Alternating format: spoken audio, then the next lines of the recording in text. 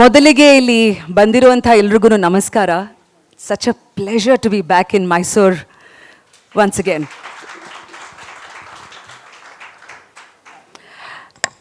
I just realized that I look at the time, it's now 2:03 and we have half an hour. So I'm going to be more a time headmaster, if you will. Because in the next 27 minutes or something like that, we have to do justice to a book that speaks about some seminal reportage that happened in the 80s, late 80s if you will, into a decade, by this woman who sits before me and staking so much of her own, personal risk and yet keeping the ethics of journalism flying high. There are so many personalities, so many. I mean, the glossary in the first few pages of this book is almost like A to Z. I mean, it's quite a list.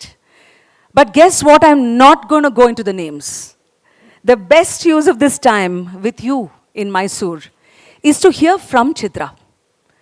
After giving you the gist of what this whole episode in our country's history was, I'm going to toss it to Chitra to just take us through what those reporting years were like. But I'm going to start with that moment in United Nations, your office in Geneva, when someone walked into your office with a suitcase. That suitcase had money, Chitra, and you didn't open it.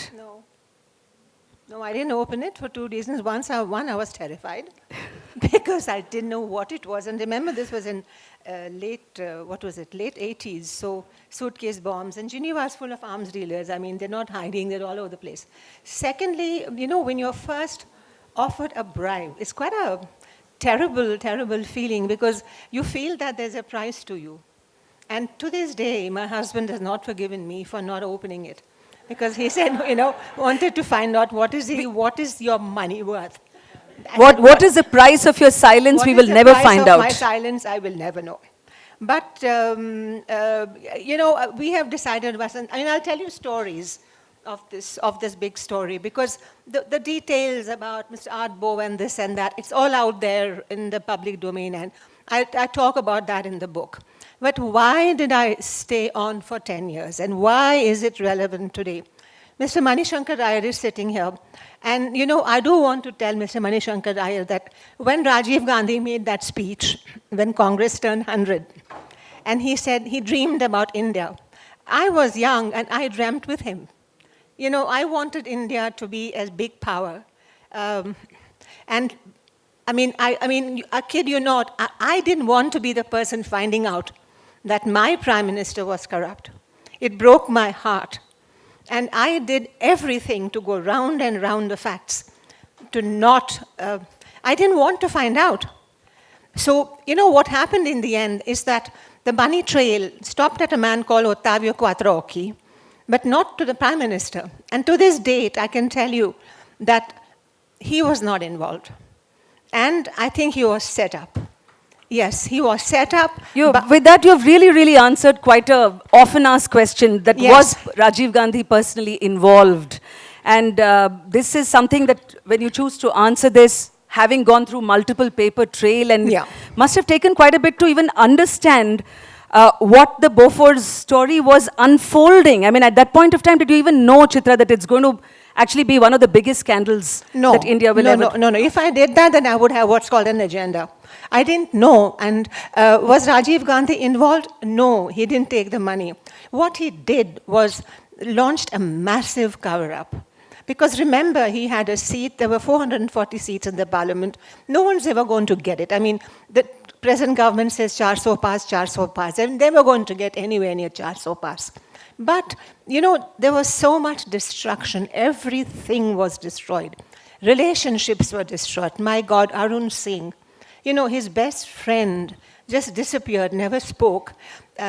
Institutions were destroyed. The judiciary, the parliament, everything was destroyed. And don't forget, a team from Bofors, the top dogs, they came to give my prime minister the names of people who were involved. Orally, he didn't want them. He said, no, you give it to the parliament. The JPC was an absolute cover-up. And don't forget, I was discovering this as I was becoming, I was not a great investigative journalist then. I was cutting my teeth. And I was also a young mother. And then suddenly I found myself being given documents. And then, the person who gave me documents, I call him Sting in the book. But he told me he trusted me. So, I've got asked this question, why do people trust you? So there is a saying in Tamil, it's called Moharasi. I think I have some kind of a Moharasi that people just trust me. Because don't forget, I got a source in Switzerland. The source, I got an arms dealer source. I call him Ka in the book, after the Jungle Book. Because he would give me all kinds of information. Because the government of India said, Bofors said 3% of 1.2 billion. Not 3%, it was 12%. And then they came and there was a cover-up session going on. Remember, they Bofors people, the top people came to meet our top bureaucrats. And I'm talking of people like N.N. Vora, you probably know N.N. Vora, S.K. Bhatnagar. These are the top bureaucrats in the country. They were telling Bofors that don't tell the JPC this, don't tell the JPC that. It was like a tuition. And I had these documents and I couldn't believe that my own people were so shameless. I come from a family of freedom fighters. I dreamt about an India. So there was a personal letdown here. And I would also like to doff my hat at my aunt Dominique Radhakrishnan, who will be mortified that I'm thanking her. But she stood behind me. When my life was threatened, I used to go and hide at the Raman Institute. And General Sundarji used to be often there.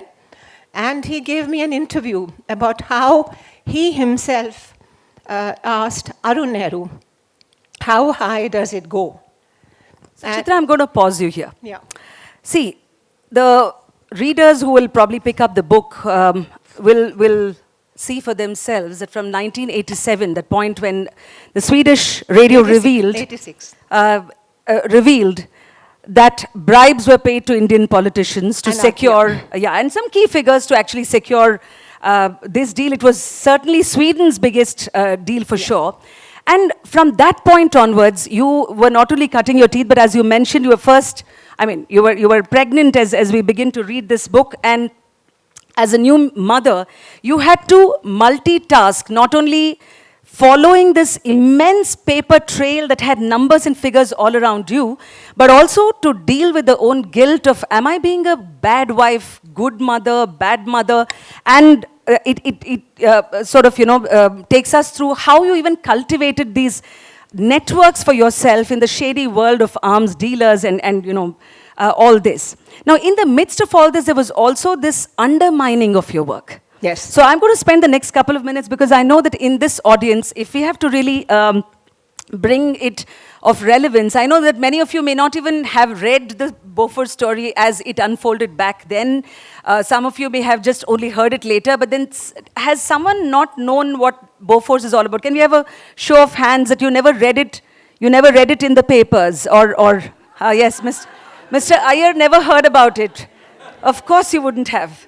Yes, I'm so glad that it's my role as a journalist to educate this august audience. But just a couple of minutes if we can spend before we also have the audience question, because I really want it to be very interactive.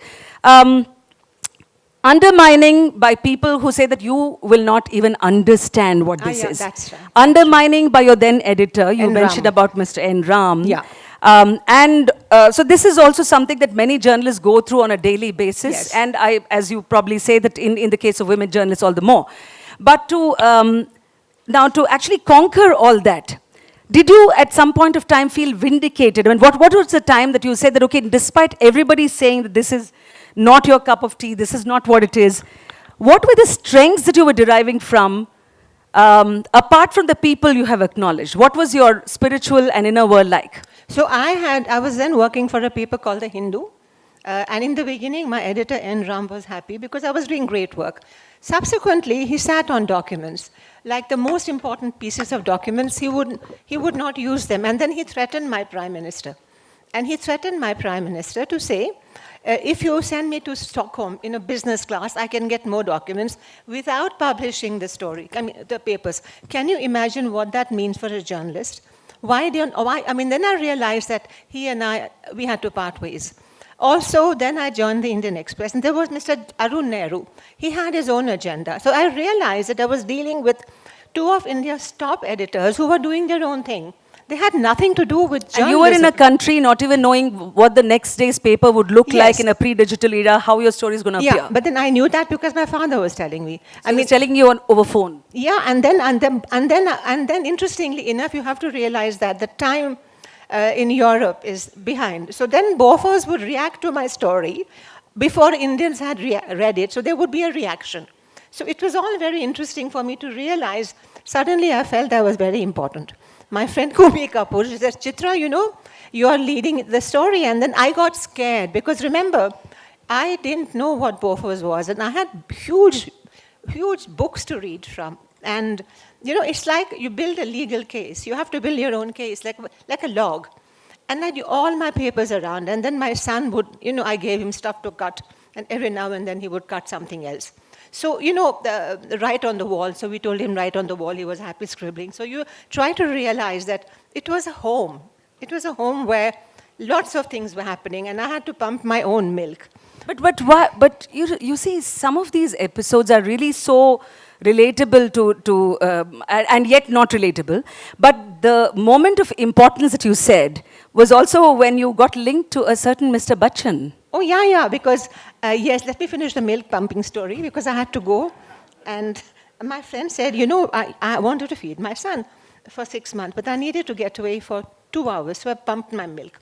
My mother fainted. She said, Ayyo power.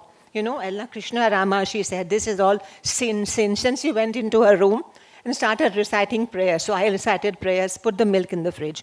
And then, I told my friends, if my mother calls, just say where I am. Coming back to the Bachchans.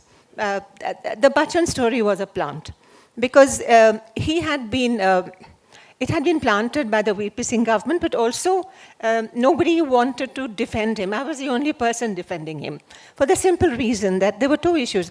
I didn't know if he was involved. So I had to find out, was Mr. Bachchan involved or not? And then one day I get this phone call, I'm feeding Nikhil, our son, first baby.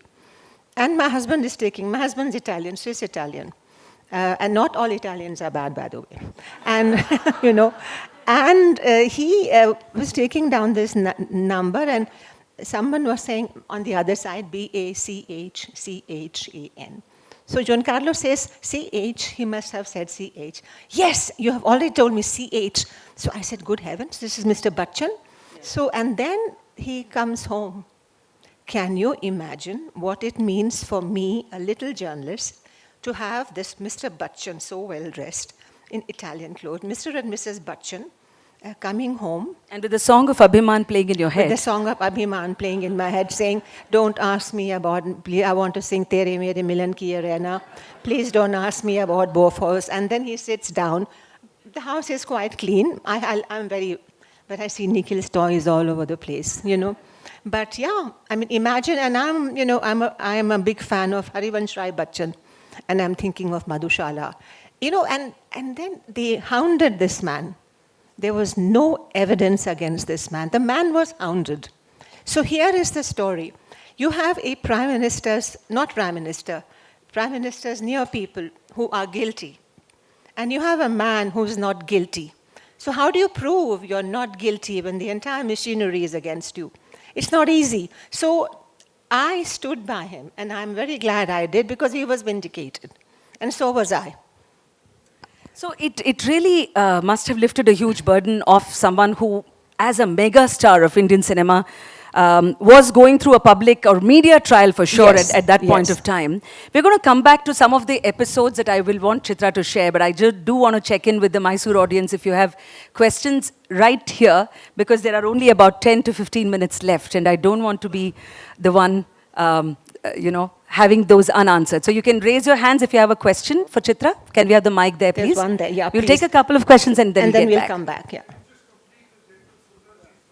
Yeah, General Sundarji's story was that General Sundarji was, he was the one who recommended the gun. So he did all the field trials, and he said that was good. But he was not allowed. Can you imagine? He did not come to meet the Bofors team when they said that you should not say this, you should not say that. He went and testified before the JPC. He was insulted pretty badly by the Rajiv Gandhi government. So he gave me an interview, and it's in the book. And General Sundarji, at that time, the Minister for, not the defense minister, the Minister for State was Arun Singh. And Arun Singh was a good friend of, they were good friends, Rajiv Gandhi. They even shared a fence. So Arun Singh told, General Sundarji asked Arun Singh, how high does it go? So Arun Singh told him the name. But General Sundarji told me the name, but I can't share it. And the meeting and the interview took place in my Aunt Dominique's house. And then I insisted, and I said, come on, General, surely a person like that could stand being told, could speak. And he said, no, Chitra, he was threatened. His children were threatened. So can you imagine, even your best friend, and this is what I hope I've answered your question. Thank you. Is there any other question? We really want to take questions and then move on. Yeah, so one thing is there also the letdown that you felt that when you work, as we were mentioning earlier, could you just have the mic, please? Check. There was a time, Chitra, when the awards were also being given to Mr. N. Ram. And then at that point of time, you were told, or rather referred to as this young girl who probably, I mean, even the Prime Minister referred to you as that. But also at the same time, there were about 10 years of work that was going on. Yeah. Why did you decide to tell that story? Like 38 years, why not in between? What was going on through your mind, and why did it have to take so long to tell your side of the story to the world? I wanted to tell my side of the story. Oh, the Padma Bhushan was given to Mr. N. Ram by the VP Singh government, and I think journalists shouldn't take. When that award was given, I felt very bad. So Arun Nehru called me and said, you are too young. I said, seriously? If I am too young to do the story, you take all my documents. By the way, my source in Sweden couldn't stand Mr. N. Ram. There were other stories. I don't want to waste your time. 38 years to write the book. Why? I was angry, I was sad, and then I also live with cancer, and so a lot of things had to be sorted out in my life. And then I decided I need to tell my side of the story. We have 10 minutes. Yeah, thank you. I need to tell my side of the story as a mother, as a journalist, as a wife, and that whole thing about do I feel guilty. I think all women, I can tell you the labor market still hasn't understood that women are also mothers. We have like 5 jobs to do before we go to work and 12 jobs to do while we come back. In fact, an arms dealer told me that you can't bribe women because they have so many jobs. They go home afterwards. But why did I write this book now? Because it was time to tell my story. It was time to tell my story at a time when I think that journalism in India is coming back. I talk about beats. It's important to cultivate beats and be sincere to your beat. And then my beat became Bofors and all around it. I was at one point a lawyer. I started reading, read. I encouraged journalists to read, even telephone books. But just give us a glimpse of how your notes that you had to reconstruct about 35 years later. I mean, I can't even believe in this age when probably there are apps to store whatever we are even thinking, speaking, and then convert them to text.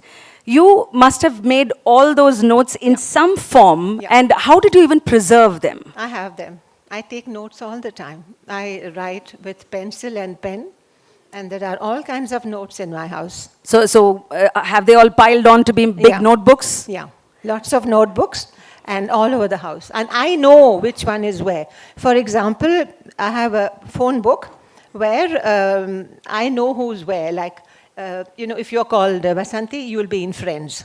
It's not, I have my own way of figuring out. The indexing. Indexing, right. So I would really say that there are some takeaways. I can see some hands go up for questions. We'll just come back to you.